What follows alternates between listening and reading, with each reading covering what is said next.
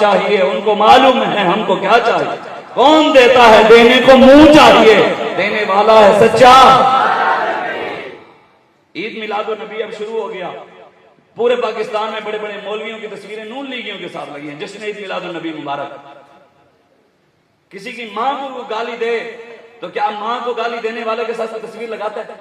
باپ کو گالی دینے والے کے ساتھ، خاندان کے بارے میں بات کرنے والے کے ساتھ، جو حضور کی ختم نبوت کے ڈاکو ہیں، نواز شریف کا مرزائی میرے بہن بھائی ہیں، اور ختم نبوت کو قیامت تک یہ ڈاکو رہنے ہیں۔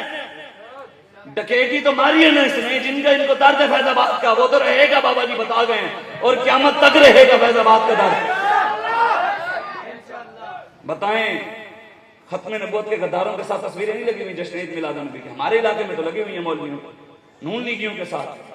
فرانس کے سفیر کو نہ نکالیں، آسیہ چوڑی کو چھوڑنے والا، ختم نبوت کا غدار جس کو خاتم النبیین پڑھنا بھی نہیں آیا، پہلا کلمہ بھی نہیں آیا، اس کے ساتھ بھی لوگوں کی تصویریں ہیں عید میلاد النبی میں؟ نہیں ہے۔ بتاؤ، اگر ماں کے گستاخ کے ساتھ تصویر نہیں لگاتے تو رسول اللہ کے گستاخوں کے یاروں کے ساتھ کیسے تصویر لگا کر تم عاشق کے رسول ہو؟ وہ کون سا میلاد ہے جس کے اندر تم ختم نبوت کے غداروں کے ساتھ تصویریں لگاؤ؟ فیصل آباد کے میں گیا، وہاں گھنٹہ گھر چوک ہے بازار کے درمیان، گھنٹہ گھر چوک کے ساتھ ایک بڑی خوبصورت میں نے دیکھی، میں نے کہا یار یہ مسجد ہے، کہتے ہیں یہ مرزائیوں کو ٹٹی کھانا بنا ہوا، مسلمان یہاں جمعہ پڑھتے ہیں۔ کسی کو پتہ نہیں، مولویوں کا کام تھا نا بتانا ختم نبوت کا، علماء کا کام تھا نا منبر پر بیٹھ کر لوگوں کو بتاتے کہ مرزائیوں کے کفر میں شک کرنے والا بھی کافر ہے اور جمعہ پڑھنے والا، ان کو بہن بھائی کہنے والا۔ اس لیے تو لوگوں نے کہا ہم نے ختم نبوت پر پہرا نہیں دیا۔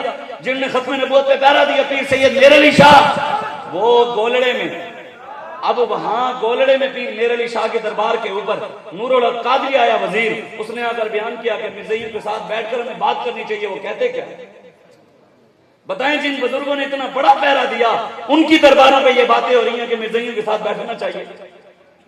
کون کھڑا ہوگا؟ ہم صرف آپس میں سچی بات کہتا ہوں، خدا کی قسم، موبائل پہ واٹس ایپ پہ دین تخت پہ نہیں آئے گا، موبائل کے ذریعے نہیں آئے گا، آپس میں ایک دوسرے کو ویڈیو بھیجنے سے دین تخت پہ نہیں آئے گا۔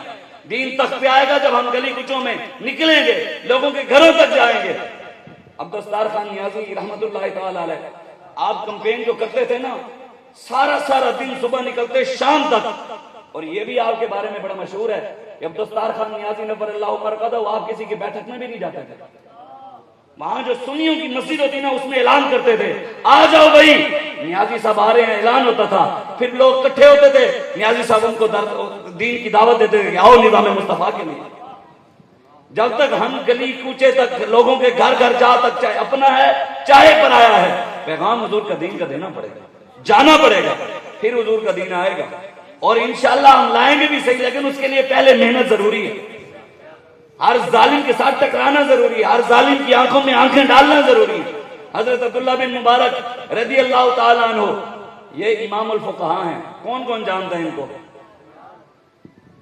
سبحان اللہ۔ اور عطاء اللہ سخیلوی کو سارے جانتے ہوں گے، ابرار الحق کو، کنجروں کو، کسی کنجری کا نام لے دو سب کو پتا ہوگا، نہیں پتا تو اپنے بزرگوں کا نہیں پتا بھی، خالد بن ولید کون تھے، صلاح الدین ایوبی کون تھا، محمود غزنوی کون تھا، ٹیپو سلطان کون تھا، احمد شاہ ابدالی کون تھا، یوسف بن تاشفین کون تھا، جنہوں نے پڑھائی نیشنل مڈیلا ہو، جنہوں نے پڑھائی ایف اے میں مسٹر چپس ہو، ان کو کیا پتا طارق بن زیاد کون تھا، اس نے کشتیاں کیسے چلائی۔